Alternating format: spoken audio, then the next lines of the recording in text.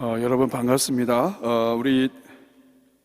제가 2016년 4월 10일인가 11일 날 첫 예배에 참석해서 그때 노회 전에 참석해서 예배를 드리고 그때 이제 왔을 때 우리 여전도 연합회 인사하고 해가지고 이제 주말에 같이 인사를 하고 주일 예배를 드리고 월요일 날 노회 참석했다가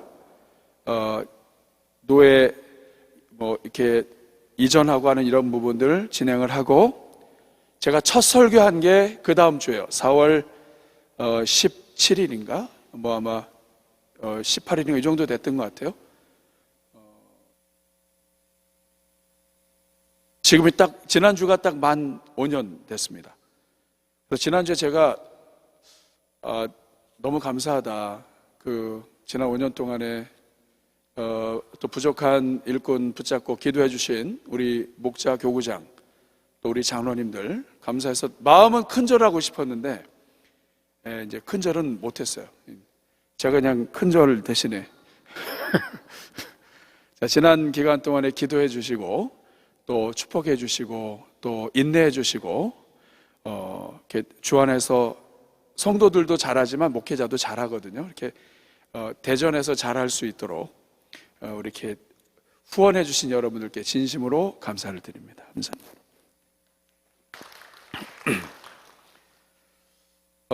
우리 성도님들이 참 따뜻하고 장점이 많은 아름다운 그런 교회예요. 지난 시간에도 함께 해주셨지만 앞으로도 계속 기도해 주시고 부족한 것밖에 없습니다. 알면서도 또 실수하기도 하고 그렇게 하지만 어쨌든 우리 그러면서 사람이 크는 거거든요. 이렇게 목회자도 크고 또 우리 목자도 크고 그래서 부족하지만 다 함께 커가는 우리 교회가 됐으면 좋겠어요. 우리 믿음으로 다 함께 주 안에서 커가는 그러한 것들을 바라보면서 오늘도 진행하면 좋겠습니다. 시간 빨리 가죠, 그렇죠? 자, 우리 어떤 분은 그래요. 목사님 한 3년 되셨죠? 자, 1번 문제 보겠습니다. 사도 바울은 예수님을 믿기 전 어떠한 삶을 살았던 사람이었습니까? 자, 우리 9절부터 12절까지죠. 나도 나사렛 예수 이름을 대적해서 많은 일을 행하야 될 줄 알고 예루살렘에서도 행했고 대제사장들 권한받아서 성도 옥에 가두고 죽일 때 찬성 투표하고 회당에서도 강제로 모독하게 하고 격불에서 분에 못 이겨가지고 어디까지 갔어요? 외국에까지 나갔어요. 그래서 다메섹까지 갔습니다. 자, 사도 바울은 예수를 믿기 전 어떤 삶을 살았던 사람이에요? 한마디로 얘기하면 교회를 대적하는 대적자요, 교회를 핍박하는 핍박자요, 교회 원수죠. 원수의 삶을 살았습니다. 자, 질문하겠습니다. 사도 바울이 하나님을 정말 제대로 알았더라면 이렇게 했을까요? 안 했겠죠. 자, 그러면 교회의 원수된 사람들의 특징은 뭘까요? 알고 그러는 거예요? 하나님이 어떤 분인지 사실 모르기 때문에 그러는 거예요. 하나님의 사랑을 모르고 하나님의 계획을 모르고 하나님의 뜻을 모르는 거예요. 그렇기 때문에 우리가 목회를 하다 보면 또 교회를 섬기다 보면 대적자들이 나옵니다. 때로는 본인이 품을 수 없는 다른 사람들 때문에 대적자가 되기도 하고 또 목회자를 이해하지 못해서 대적자가 되기도 하고 그리고 본인이 원하는 것을 하지 못해서 대적자가 되기도 해요. 근데 중요한 것은 뭐냐면 어떤 대적자가 되든지 간에 결국에는 뭐냐면 하나님의 마음을 잘 모르는 거예요. 하나님이 교회를 얼마나 사랑하시고 한 영혼을 구원하시기 위해서 얼마나 하나님께서 눈물을 흘리셨는지를 안다면 그렇게 못하죠. 자, 또 질문하겠습니다. 형제들끼리 부모님 앞에서 싸우는 게 잘하는 일이에요, 잘 못하는 일이에요? 근데 왜 싸워요? 형제들이 부모님 안에서 서로 싸우고 대적하고 막 할 때 부모님 마음이 좋습니까? 안 좋습니까? 안 좋아요. 그런데 왜 해요? 어떤 사람은 또 의로 와서 싸워요. 첫째는 잘 부모를 못 섬기는데 둘째는 또 부모님을 너무 잘 섬겨요. 그러니까 첫째를 욕하면서 이제 또 해요. 자, 이런 게 다 부모님이 좋아할까 안 좋아할까요? 안 좋아하죠. 절대 안 좋아합니다. 왜냐하면 그 앞에서는 가만히 있어도 뒤에서는 가슴이 아파요. 부모님은 첫째가 잘 돼야 되는데 첫째가 잘 못 되고 빌빌대고 있는데 둘째가 잘 되고 그러면 둘째 걸 받아서 첫째 집에 줘요. 그리고도 마음이 불편해요. 그게 부모 마음이에요. 하나님은 더 하시죠. 제대로 알지 못해서 하나님을 대적하고 주변 사람들 대적하고 그러면 우리가 볼 때는 정말 교회 없었으면 좋겠네 이렇게 생각할지 모르지만 하나님은 그게 아니거든요. 하나님도 자식이거든요. 그 자식이 잘 되기를 원하는 하나님 마음을 배워가는 것, 그게 목회고요. 그게 목자예요. 어떤 목원은 잘해줄 때는 막 우리 목자밖에 없다 그러고 조금만 서운하게 보면은 세상에 이런 목자가 다 있냐 그러고 그 인간을 용서 안 할 수도 없고 용서할 수도 없고 그 가운데서 갈등하는 시간이 하나님을 배우는 시간이에요. 그래서 아무쪼록 교회 원수된 자들이 하나님을 모르기 때문에 그런 거예요. 하나님을 만났으면 그렇지 않았겠죠, 그렇죠? 만나도 제대로 만나야 되겠죠. 교리적으로 만나는 거 말고 하나님을 정말 마음으로 만나면 아버지의 마음을 품죠. 탕자의 집도 그렇죠.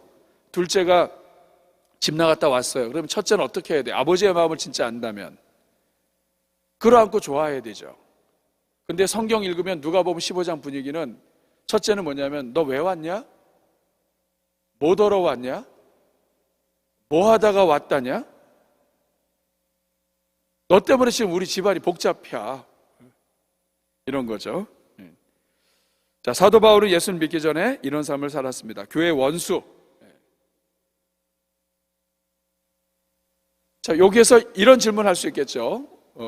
혹시 여러분들 주변에는 사도 바울이 교회를 핍박했던 것처럼 여러분들을 핍박하는 자들이 혹시 있습니까? 있으세요? 목자는 없죠? 있어요? 목자이기 때문에 또 있는 사람이 있어요? 자, 그러면 그 사람이 누군지 또 구체적으로 어떻게 핍박하는지 함께 나눌 수 있겠죠.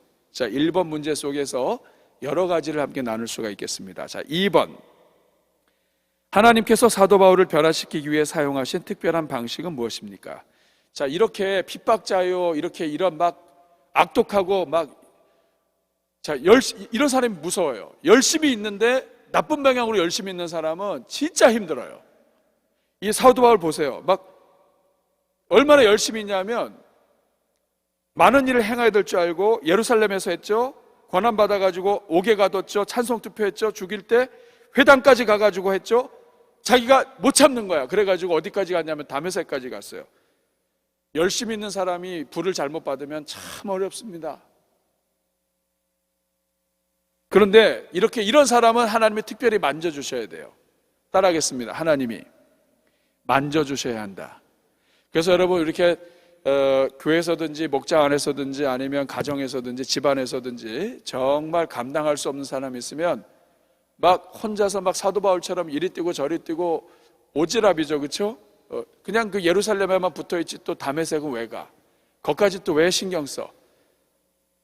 그런데 이런 사람이 있을 때 우리가 기도해 줘야 될 것은 뭐냐면 하나님 좀 만져주십시오. 우리가 손댈 수가 없잖아요. 하나님 좀 만져주십시오. 따라하겠습니다. 하나님 좀 만져주세요. 좀 예뻐해 주세요. 하나님 만져주셔야 돼요. 하나님 만지시면 변화됩니다. 어떻게 만져주셨어요? 13절부터 보니까 정오가 되어서 하늘로부터 해보다 더 밝은 빛이 비쳤고 땅이 엎드러졌고 히브리 말로 사울아 사울아 어찌하여 나를 박해하느냐. 가시채를 뒷발질하기가 내게 고생이다. 누구십니까? 나는 내가 박해하는 예수다. 하나님이 특별하게 사용하신 방법은 사도 바울을 직접 만나주신 거예요.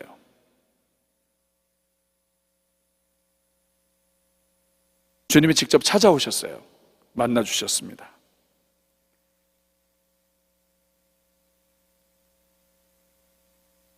보통 보면 어지간해서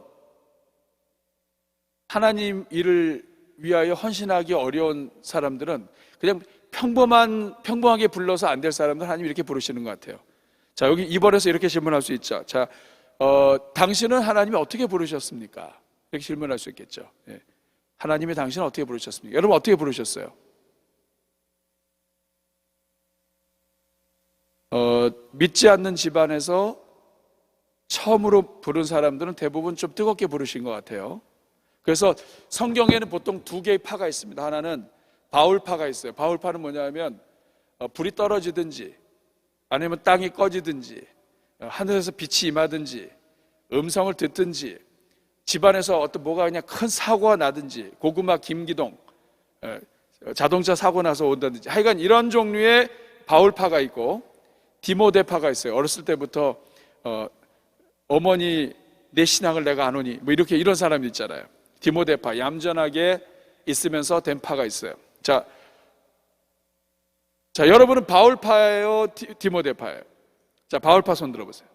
나는 약간 바울파다. 이분들 좀 흥미진진합니다. 만나고 싶어요. 우리 장로님 바울파네.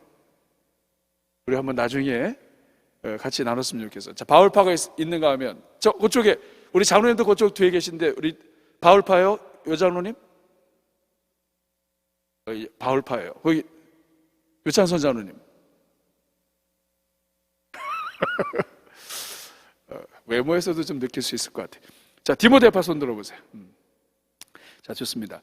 자, 어느 게 맞냐 틀리냐가 아니에요. 다 하나님의 사명이 있어요. 그런데 중요한 것은 뭐냐면 바울파로 시작했던 디모데파로 시작했던 결국은 뭐냐면 신앙생활하면서 살아계신 하나님을 만나는 체험이 계속 뒷받침돼야 돼요. 그렇지 않으면 사람이 변질됩니다. 계속 은혜 속에 들어가야 돼요. 이런 질문 할 수 있죠. 2번에서 당신은 뭐 바울파인가 디모데인가 물어볼 수도 있고 그 다음에 당신은 지금 계속해서 어떤 일상에서 하나님을 만나는 체험들이 계속되고 있습니까? 물어볼 수 있죠. 네. 자, 3번 넘어가겠습니다. 3번 문제 같이 있습니다. 시작. 하나님께서 이처럼 특별한 방식으로 바울을 부르신 목적은 무엇입니까? 자, 하나님이 특별히 부를 때는 이유가 있어요. 우리 16절 같이 읽어보겠습니다. 시작. 일어나 너의 발로 서라. 내가 네게 나타난 것은 곧 네가 나를 본 일과 장차 내가 네게 나타날 일에 너로 종과 증인을 삼으려 함이니. 이 17절 18절 다 똑같아요. 이스라엘과 이방인들에게 가서 이방인들에게서 내가 너를 구원하여 그들에게 보내어 그 눈을 뜨게 하여 어둠에서 빛으로 한 것처럼 너도 그렇게 하라는 거예요. 내가 이렇게 너한테 나타난 이유는 내가 이렇게 힘들여서 너에게 특별히 대우해 준 이유는 네가 할 일이 있기 때문이다 이 말이죠. 그래서 은혜를 많이 받은 사람은 더 많은 은혜를 빚을 지고 있는 거예요. 그래서 하나님이 특별한 이유가 있다. 그래서 하나님이 각 사람에게 나타나신 방법을 살펴보면 다 목적이 있어요. 그렇게 해야만 불신 집안에서 버틴다고요. 그렇게 해야만 그 집에서 일으켜 세우는 거예요. 제가 고등부 때 저 지도했던 선생님이 계셨어요. 근데 이분이 총각 때 은사를 받았어. 이분이 어느 정도로 은사를 받았냐면 예배 때 이렇게 앉아 있잖아요. 그러면 그 사람이 무슨 생각하는지도 보인대요. 그러니까 불을 받아도 아주 크게 받은 거예요. 나중에는 이제 이분이 목회자가 되셨어요. 왜냐하면 그 은사를 받고 평범하게 살기 어려운 거야. 그래서 결국에는 이제 목회자로 사시다가 돌아가셨어요. 돌아가셨는데 하나님의 은사는 참 다양하고 하나님의 영적인 세계는 아주 다양합니다. 그러니까 참 교만하면 안 돼요. 겸손하게.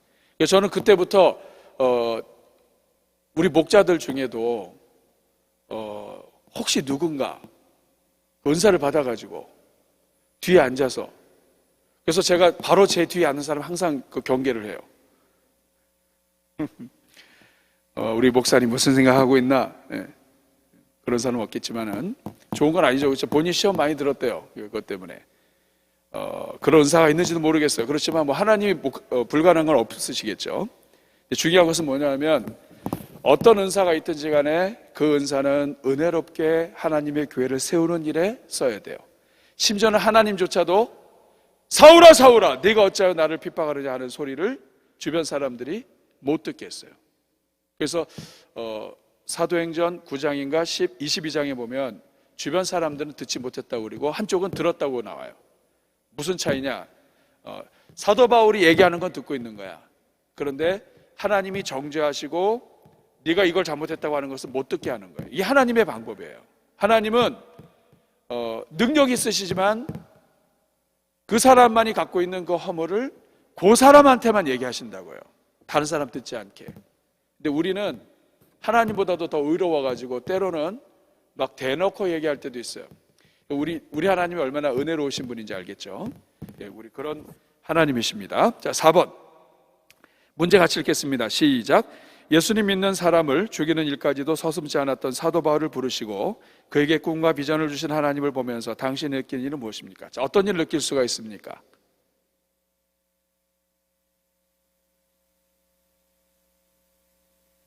더 중요한 것은 그 다음 질문이에요. 4번에 이어서 이런 질문을 할 수 있어요.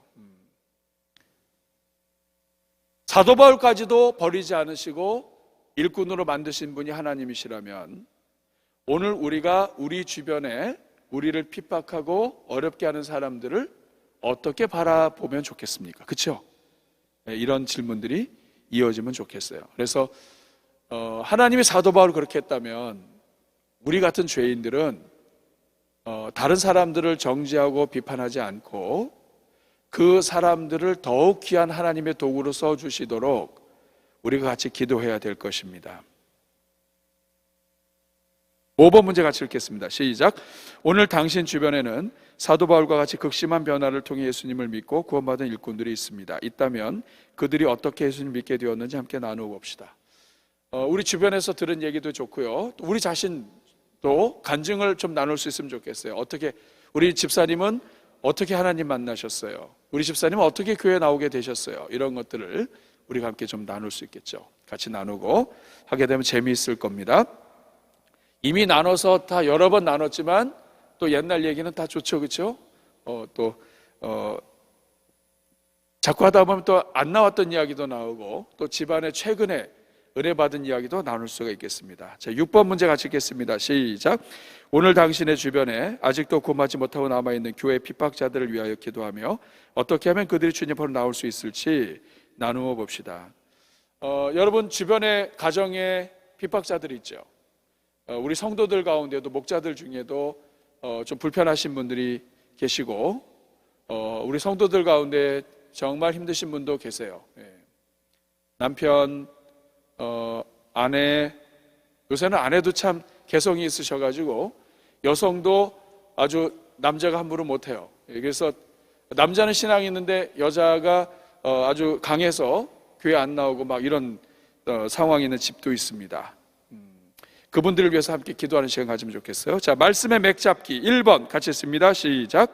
우리 주변에는 본문의 사도 바울과 같이 정말 극렬하게 예수님을 거부하고 교회를 핍박하는 사람들이 있기 마련입니다. 항상 있어요. 항상 있습니다. 자, 2번 시작. 그러나 그 어떤 핍박자라 할지라도 부활의 주님께서 역사하시면 한순간에 십자가 앞으로 나오는 은혜를 누리게 됩니다. 오늘 우리가 이렇게 신앙생활을 하는 것도 핍박자인 우리를 끝까지 사랑하셔서 구원받게 하시는 하나님의 은혜 때문인 것입니다. 하나님이 만져주셔야 돼요.